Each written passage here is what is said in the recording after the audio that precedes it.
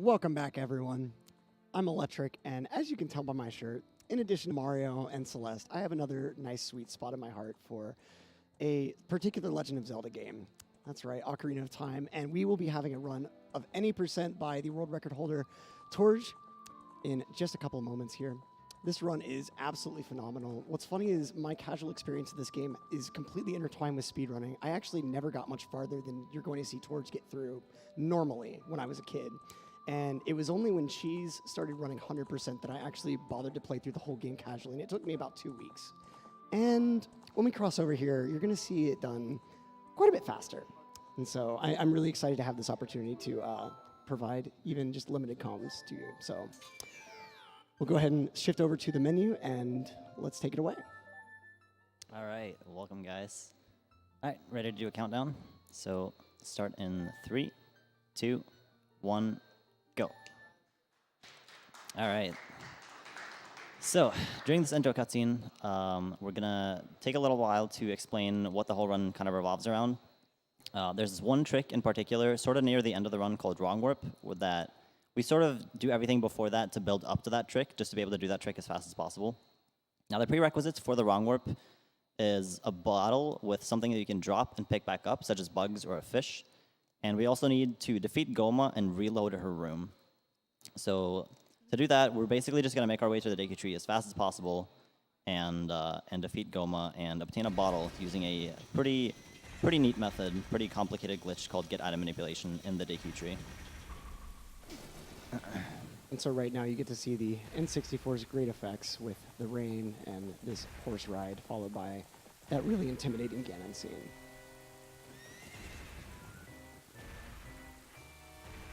And about here's where you'd want to be back from your bathroom break to go ahead and start mashing this text. All right.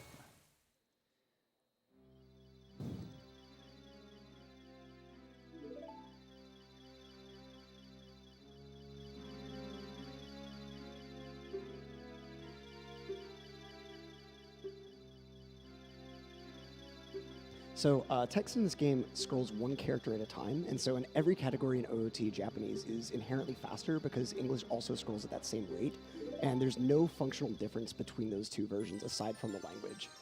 If you're familiar with speedruns, one additional reason English is actually viable is the text in English and scrolls 2 characters per frame. Kind of an interesting little change. Now, there's actually a Chinese version of the game that technically has faster text than the Japanese, but the GIM glitch, the Get Item Manipulation that we used to get the bottle, actually crashes on IQ, which is the Chinese version of the game. Because IQ counts as a Nintendo 64 version, and on all Nintendo 64 versions of the game, the GIM glitch crashes. So we can't use that trick. So the second best option is VC with Japanese text. And so we're going to go ahead and get started with movement here in just a little bit. This first part of the game is relatively normal. We're going to be getting the sword and shield as quickly as possible, and you're going to see a lot of movement optimization through here. So the fastest form of movement, in case you've never seen an OOT run, is going to be backwalking. Technically, frame-perfect side hopping would be faster, but you decelerate very, very rapidly if you don't get it frame-perfect, and so it's just faster to backwalk as a human.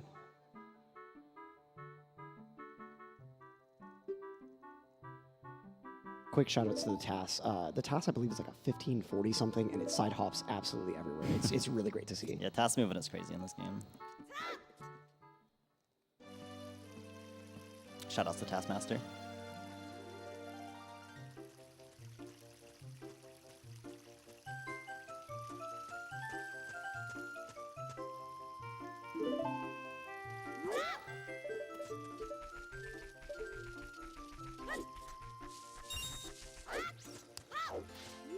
And so first we're going to go and get the Kokiri Sword, and along the way we're going to be picking up the rupees. We need 40 to actually grab the shield from that main store. And a little example of what you may see beginners do, this is actually the optimal movement for this section, but a lot of people will fall into the habit of what we call box movement in other sections of the game. And about here is really one of the only points where it would actually be optimal. Otherwise, there are a number of other options that can save you a lot of time over the course of the run. And box movement is just going straight back and side hopping for any sort of sideways direction, as opposed to just setting your angle at a slightly off from a straight back angle when you start the back walk.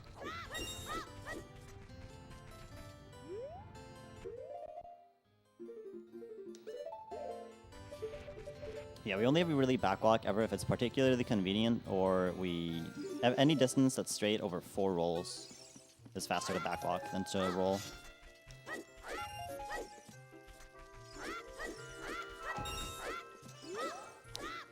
And so there is a little optimization in that area that it looks like, unfortunately, Torje didn't get, where you actually target a rock, and when you target things, Link automatically faces directly towards them in the middle of whatever motion he's doing.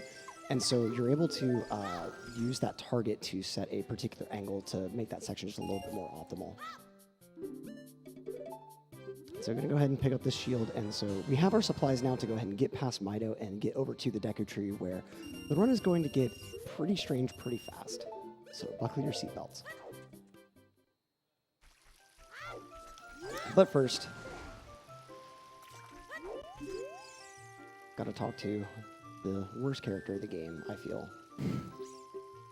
Yeah, there is actually a way to clip underneath Mido and skip him entirely, but in this route, we passed Mido 3 times, so it's faster to talk to him once rather than try to skip him 3 times. It's faster to skip him for a task, but as a human you need to do some kind of setup to do Mido skip, because it's really, really precise. So it's not faster to do it. And so do you want to explain what you did there with that slash on the wall? So yeah, this cutscene, basically when you enter it, it tries to put Link in a certain position before it starts talking to the Deku Tree. And when I jump slash at the very beginning of the cutscene, the jump slash kind of occupies where the game tries to move Link. So what it does to compensate for that, to get Link to where he's supposed to be in time, it just adds speed to him. So the longer of the cutscene is occupied with a jump slash, the further down the hill I go.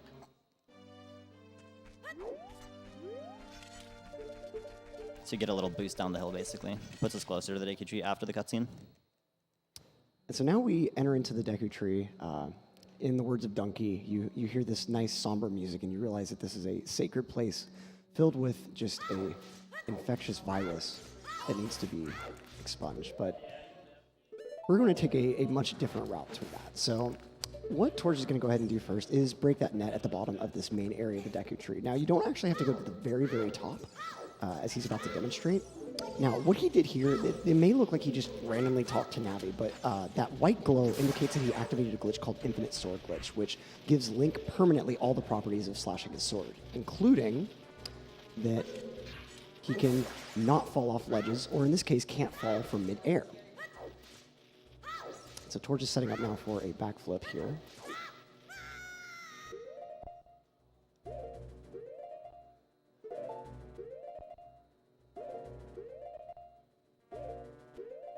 And okay, so he got just enough height to go ahead and break that net, and he frame perfectly side hopped in order to escape from, or in order to land on that little ledge while the net was breaking. So now he's trying to get out of bounds by grabbing the vines at the same frame that Link makes contact with that Skulltula. Child Link clips into vines slightly for some reason. It's unknown why exactly that happens, but. So we're out of bounds now, and what we're trying to do is lock our camera to get Link into a particular state. So states in this game are like if Link is walking, if Link is swimming, if Link is climbing.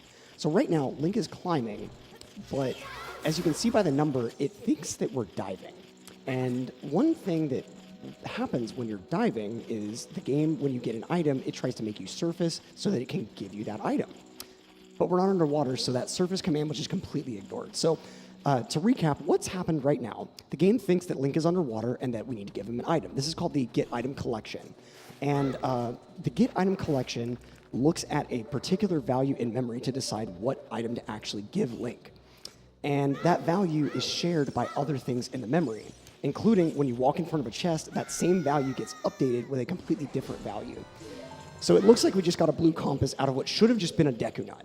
But what we actually just got was a bottle with blue potion in it, which, if you remember Torje mentioning at the beginning of this run, we need a bottle with something that we can catch in it. That's half of that right there. We have our free bottle. The original route that used this sort of concept was, it's now referred to as the Cac route, where we actually just go get the Cuckoo bottle from Kakariko to accomplish the same purpose. But when Gim was found, it's, of course, faster, albeit very, very difficult. Normally in runs, you wouldn't actually pause buffer the control stick press to actually get out of bounds, which is frame perfect. You wouldn't buffer the quick turn in the water. There's a number of things you wouldn't do that he's doing safely here. And so he goes ahead and takes care of scrubs. Nice and easy. The scrubs actually won't shoot at you unless you're looking at them. One of the many things, the N64, due to its kind of limited resources, it calls a lot of objects that aren't in your direct view, including enemies in some cases. So now let's defeat Goma, the first and most menacing boss of the game. And as I was saying beforehand, before this run, this was the only boss I ever beat as a child. I couldn't figure out where to go after I left here. I was so dumb. So like I said earlier, to do the wrong warp glitch, we need to defeat Goma and reload the room. And we also need a bottle that's filled with bugs. Right now our bottle isn't filled with bugs. And... oh. So right there, I need to jump slash into Goma to die on the same frame that I kill her. And that lets us defeat Goma and die at the exact same time, so that I exit Goma's room by dying, basically. And exiting Goma's room is required to also reload the room, but also obtain bugs to put in our bottle for later.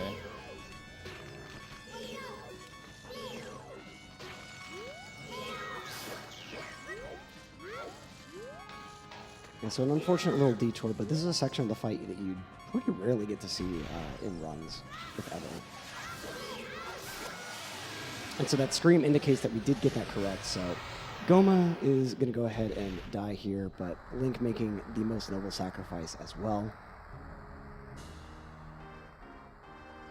And this is just faster than trying to do any sort of like walking back to the start, which I don't even think is possible, or save reset.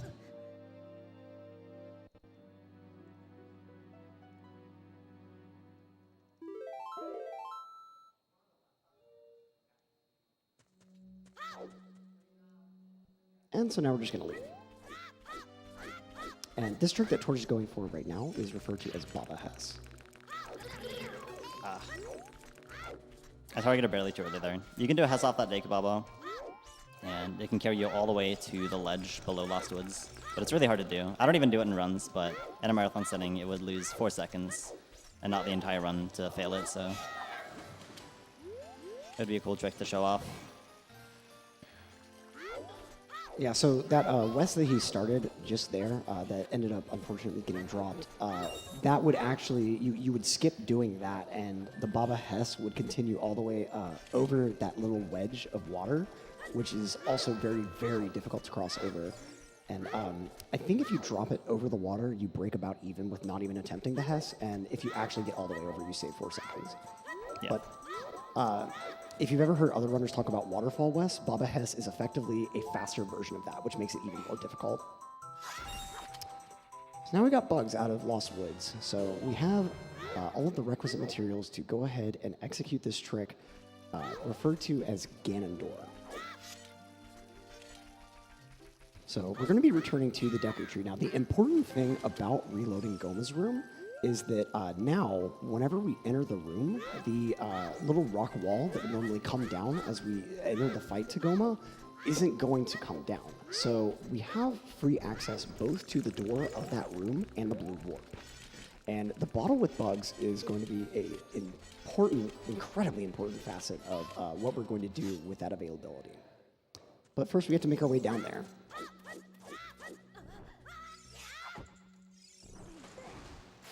Oh, almost. I jump slash 1 frame early there. You can do B1 skip there. And you can basically barely hug the wall, and Link will kind of slide along the ceiling because of a mechanic called anti-gravity. But I jump slash 1 frame early to activate it there. So I have to do the little setup, the jump there. So now we're going to go ahead and drop bugs, and what this is going to do, when we go ahead and pick them back up, is Link will still have the bottle in his hand, and this is very vital, because we're about to be doing a glitch called Ocarina Items. So Ocarina Items makes it so that an item in our hand is suddenly being played as an ocarina, because the ocarina is the default animation of the game, so it doesn't know what else to animate when you're using an item. And Ocarina Items allows us to totally break out of that blue warp. And you're not supposed to ever move while you're in a blue warp. So we just went from Goma's room into the middle of the collapse sequence. So what exactly happened there? Torje triggered the blue warp while activating Ocarina items, which allowed him to move while the blue warp was activating. And the way a blue warp works in this game is it goes ahead and starts moving Link up a little bit, and then tries to teleport Link to I think it's like the current scene +5 in that particular case, in order to activate the cutscene of you actually getting the Kokiri Emerald. But whenever you open the door on the same frame that blue warp tries to take you away, the door's value ends up overriding the value of the room that you're in. And so 5 gets added to that door's value. And it happens that is an invalid value, but it rolls down to 4+, which happens to be that collapse sequence value. So it just so happens the entrance table lines up so that when you replace the blue warp's value with the door's value, it just happens to round down and send you straight to this collapse sequence.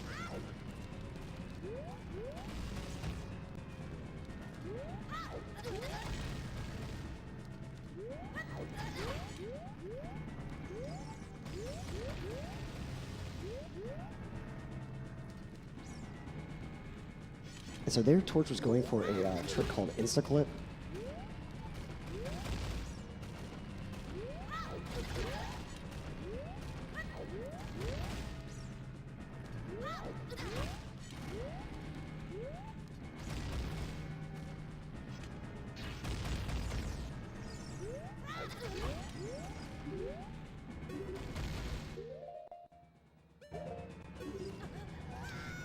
There we go, so you're able to clip through there. So ideally what would have happened is, due to the target on Zelda as he was going down the ramp, he would have instantly clipped through that little corner of fence, but in this case it just took a little longer. So what that did was Link hit a loading zone further down in the tower, and that really weird looking room where you just saw like a floor of the tower really far below Link, you actually enter back into the tower while most of it is unloaded, because when you have one room loaded, all the physical collision and all the loading zones are still loaded in memory and thus in the game, but you can only see one given room at a time. So from starting from so high up in the air, you do that jump slash and you hit this loading zone right at the bottom of the collapse sequence. So, and as a side note, in case you didn't snap to it, when we did the Ganondorf warp and went out of the collapse sequence, it automatically started the Ganondorf dying cutscene. And whenever people realized that this wrong warp was possible, that was huge, because Ganondorf can only be damaged by light arrows. And light arrows to get requires the light arrow cutscene, of course, which requires spirit and shadow medallions. And so it's, if you want to see what that category looks like nowadays, without RBA, it would be a category called No I Am Wrong Warp, which is nearly 2 hours long.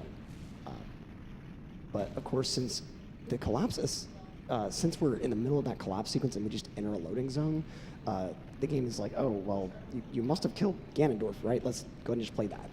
And so it's interesting how this route effectively, luckily, just works out like that, how the part of the end game that it teleports us to happens to overcome one of the biggest barriers to actually completing this game really fast.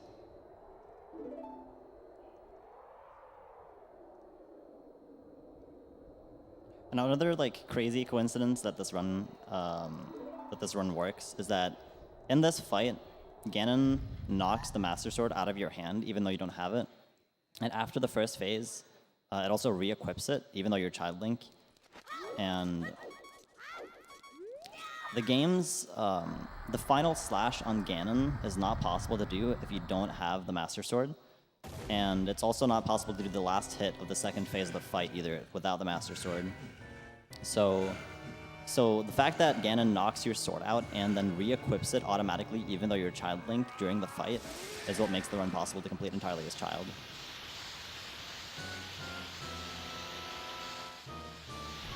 And so now we've got this pig man of pure malice and hatred against a little boy with a stick. Who will win?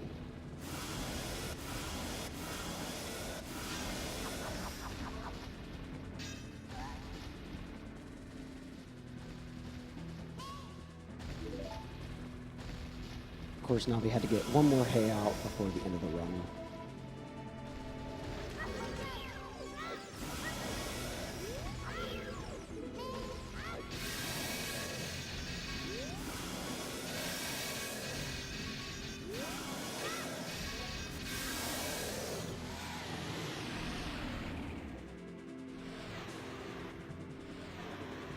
So missing ISG there in front of him can be kind of scary, because if you can't actually go for it again right in front of him, but if you miss that, then you're dead no matter what. Because Ganon does 4 hearts in 1 hit, and we only have 3 tops, and on top of that, we only have half of those active right now.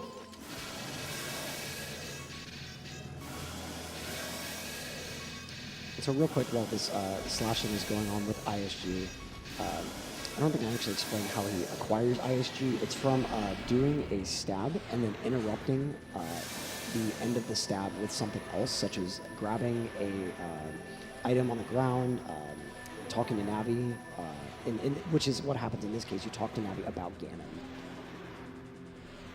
And coming up is the final slash. This is only the slash is only possible with the Master Sword equipped. So Time is going to come up on the slash. There.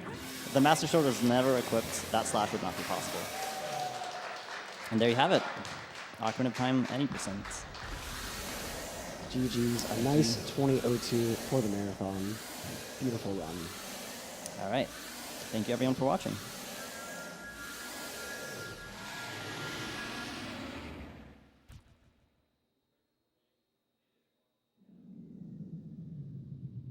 Yeah. And so there you have it. That is OOT any percent. A lot shorter than 2 weeks, I have to say. And a run that's possible for a number of very, very coincidental reasons, but very, very cool nonetheless. I hope you really enjoyed it. It's certainly one of my favorite runs, hence why I have a Ganondorf t-shirt nowadays. So thanks so much for watching. Don't go anywhere. If you thought that was exciting, you'll want to sit down for this next one. We've got next up what many people have been waiting for, the 120-star 4-way race between Punkation, Cheese, D Whatever, and Siglemic playing publicly for the first time in years. This is going to be one for the ages that you won't want to miss. One last time, I'm Electric, and it's been a pleasure commentating this OOT run for you. I hope to see you around for that 120-star race. But if not, catch you around. We'll be setting up and be right back.